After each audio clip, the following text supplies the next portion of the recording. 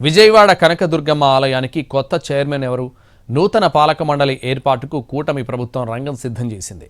అయితే చైర్మన్ కుర్చీ కూటమిలోని 3 పార్టీల మధ్య దోబూచులాడుతోంది. ఇప్పుడు కనకదుర్గ ఆలయ చైర్మన్ పదవి కూటమి నేతల్లో హాట్ సీట్గా మారింది. దాన్ని దక్కించుకునేందుకు టీడీపీ, జనసేన, బీజేపీ నేతలు పోటీ పడుతున్నారు.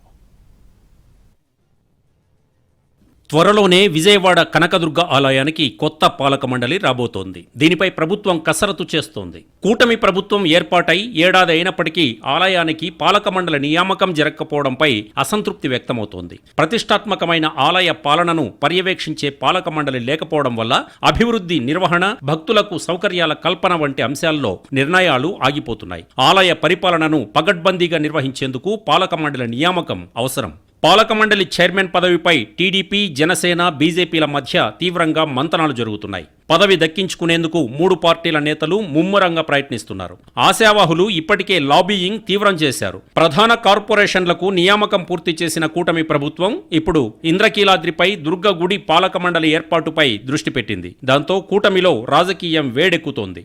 ఏడాది పాటు ఖాళీగా ఉన్న ఆ కుర్చీ ఇప్పుడు హాట్ సీటుగా మారింది. పోటీ పడుతున్నట్లు నేరుగా బయటకు చెప్పకపోయినా కీలక నేతల చుట్టూ ఆశావహుల ప్రదర్శనలు పోటీలో తీవ్రతను సూచిస్తున్నాయి. ముఖ్యంగా బీజేపీ, జనసేన నేతలు తమ పార్టీకి ఈ అవకాశం దక్కాలని కోరుకుంటున్నాయి. మరోవైపు 3 నెలల్లో దసరా ఉత్సవాలు రానున్నాయి. లక్షలాది మంది భక్తులు పాల్గొనే శరన్నవరాత్రుల సందర్భంగా భద్రతా సదుపాయాల పరంగా పెద్ద ఎత్తున ఏర్పాట్లు చేయాల్సి ఉంటుంది. అందుకే ఆలస్యం చేయకుండా పాలక మండలి ఏర్పాటు చేసి అభివృద్ధి పనుల్లో వేగం పెంచాలని ప్రభుత్వం భావిస్తోంది.